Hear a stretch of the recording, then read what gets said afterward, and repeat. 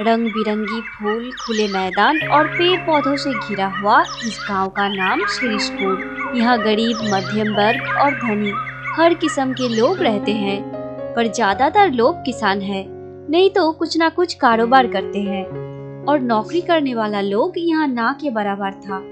इस गांव में जितने अमीर लोग हैं, उनमें से एक है बिहारी लाल।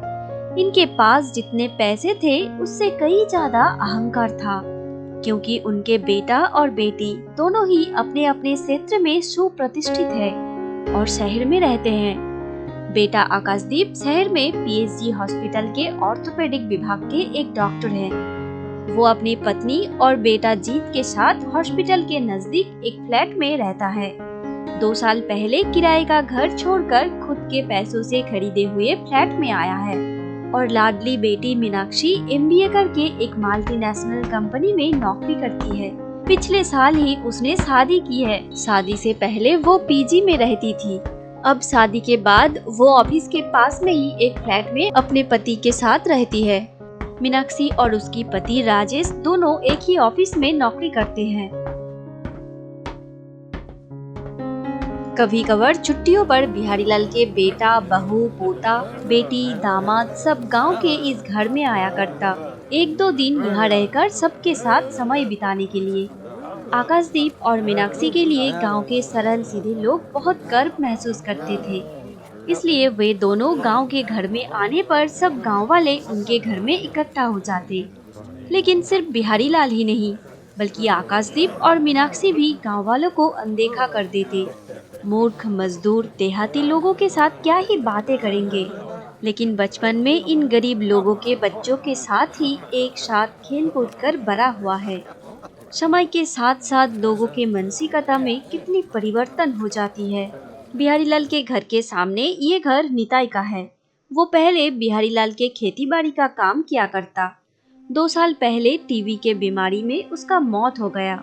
निताई की पत्नी गंगा और इकलौता बेटा पवन इस घर में रहता है।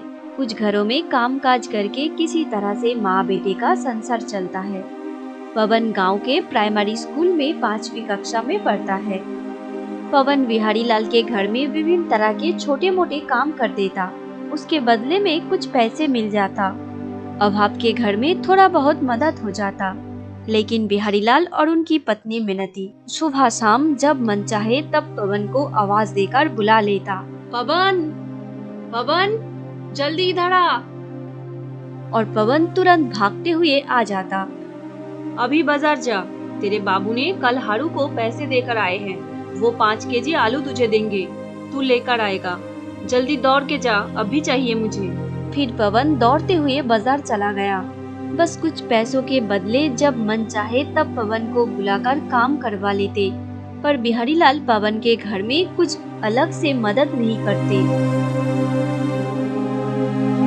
एक दिन गंगा मुसीबत में पड़कर बिहारीलाल के पास आकर कहा, बाबू, कुछ दिनों से पवन का तबीयत कुछ ठीक नहीं है। पिछले 1 हफ्ते से वो ठीक से खा भी नहीं पा रहा है। तो गांव वाले ने कहा कि पवन को डॉक्टर दिखाना चाहिए। बाबू, क्या आप पवन के इलाज के लिए कुछ पैसे दे सकते हैं? बाद में आप पवन के तनखे में से काट लीजिएगा। बिहारीलाल ने गंगा के बातों पर कोई गुरुत्व नहीं दिया और अकबर पढ़ते हुए उसको कहा, तो फिर यहाँ से जाकर गांव के लोगों से पैसे मांगो, मैं उधार नहीं दूंगा। गंगा और पवन वहाँ से मायूस होकर चले गए।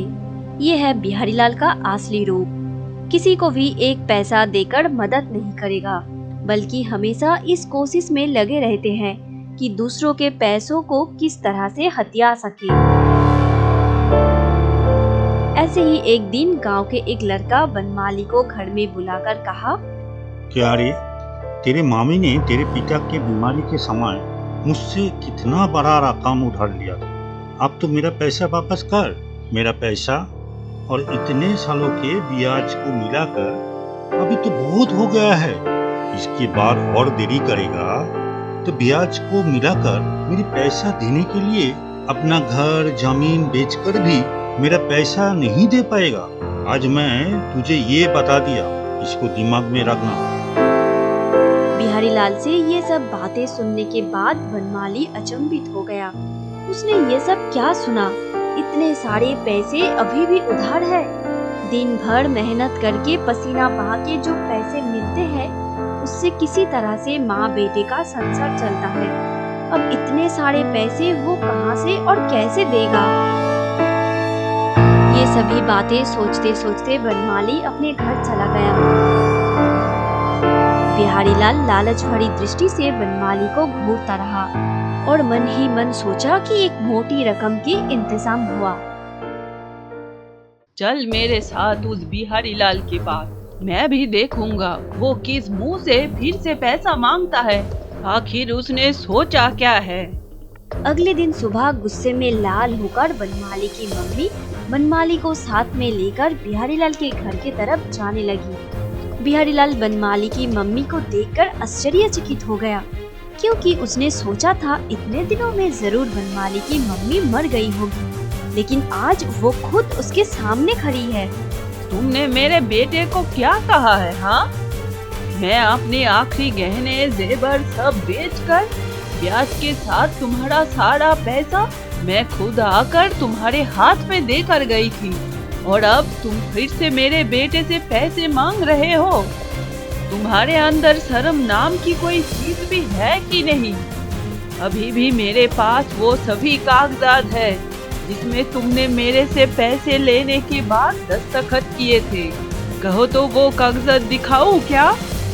अरे नहीं नहीं, वो कागजात दिखाने की कोई जरूरत नहीं है। असल में मुझे अरबी लोगों के साथ काम करना पड़ता है ना, इसलिए मैं भूल गया था। कोई बात नहीं है, ठीक है जाओ। भूल गया था? मेरी इतनी उम्र हो गई है, अभी भी मुझे सब कुछ अच्छे से याद है। और वो कैसे भूल गया? असल में ये सब उसका चालाकी है। वो ऐसे झूठ मूठ के बातें कहकर हमें फिर से सर्वसंत करके दोबारा पैसा हथियाने के लिए ऐसा किया। ऐसे बदमाश लोग मैं अपने जीवन में कभी नहीं देखा। ये सब बोलते हुए बनमाली की मम्मी घर लौट गई। कल छुट्टी के दिन में बेटा, बहू, पोता, बेटी, दामाद सब घर में आएगा, इसलिए बिहारीलाल बाजार आकर बहुत कुछ खरीदा है। अब एक ऑटो का इंतजार कर रहा है। बाजार से घर का रास्ता बहुत दूर है, इसलिए पैदल जाना संभव नहीं है। एक खाली ऑटो सामने आते ही बिहारीलाल ने उसको कहा, ए ऑटो, रुक। शिरीषपुर जाना है, कितने पैसे लोगे? ऑटो वाले ने कहा, जितना भाड़ा होता है आप वही देना, मैं 30 रुपया दूंगा। ठीक है, वही दीजिएगा। अरे बॉस, मैं इतना कम पैसा बताया फिर भी ये आदमी राजी हो गया। अब लगता है और कम पैसे बताया होता तो अच्छा होता। बिहारीलाल इस तरह से अफसोस करते हुए ऑटो में बैठा।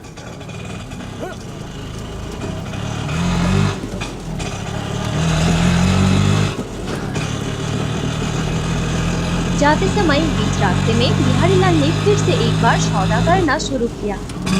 देखो, बाजार से शिरीषपुर का रास्ता उतना दूर भी तो नहीं है। मैंने तुम्हें जो भाड़ा बताया है, लगता है वो थोड़ा ज़्यादा ही बोला, इसलिए मुझे लगता है भाड़ा का पैसा थोड़ा कम होना चाहिए।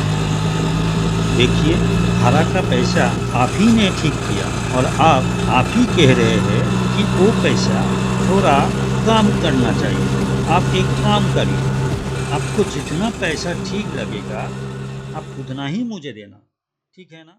तब बिहारीलाल ने सोचा कि इतना अच्छा ऑटो ड्राइवर उसे जिंदगी भर में नहीं मिलेगा, इसलिए उसने अपने घर के सामने उतरते ही उस ऑटो वाले से उसका मोबाइल नंबर मांगा। सुनो, तुम्हारा मोबाइल नंबर मुझे देना, मुझे कभी कभार ऑटो का जरूरत पड़ता है।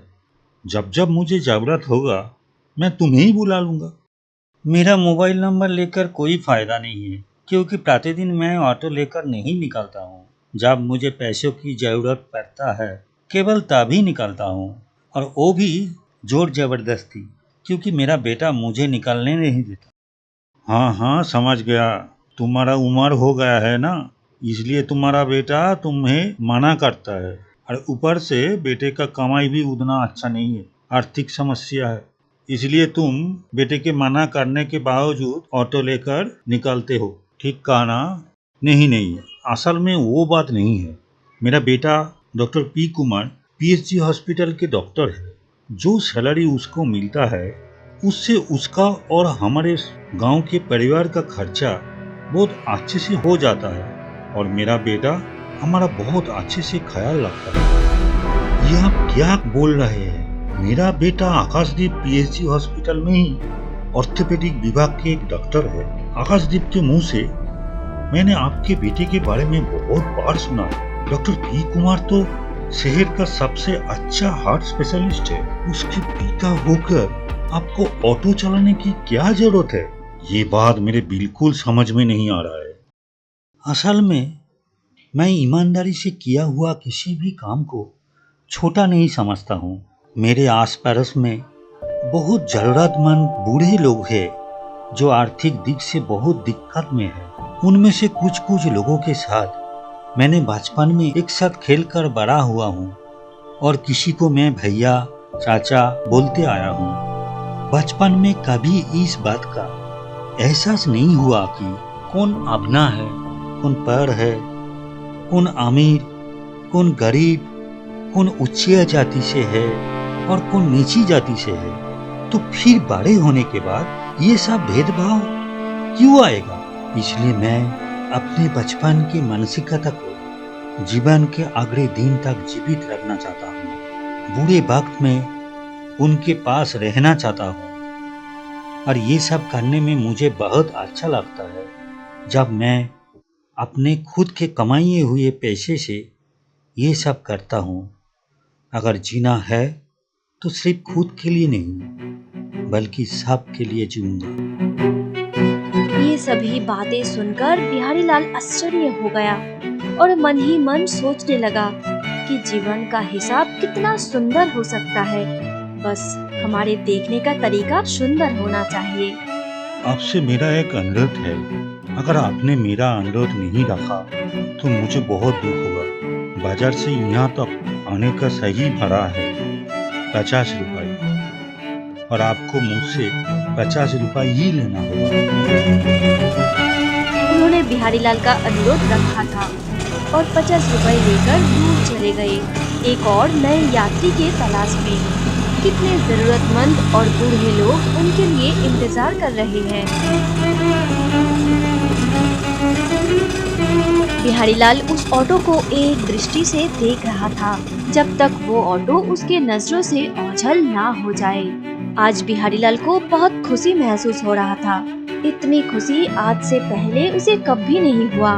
असल में लोगों को ठगकर बहुत सारे पैसे आने से कई गुना अच्छा है किसी अच्छे काम के लिए खर्च किया गया बहुत कम पैसे भी सबसे ज्यादा आनंद देता है। और ये खुशी और आनंद इतनी कीमती होती है जो दुनिया भर के पैसों से भी कभी खरीदी नहीं जा सकती।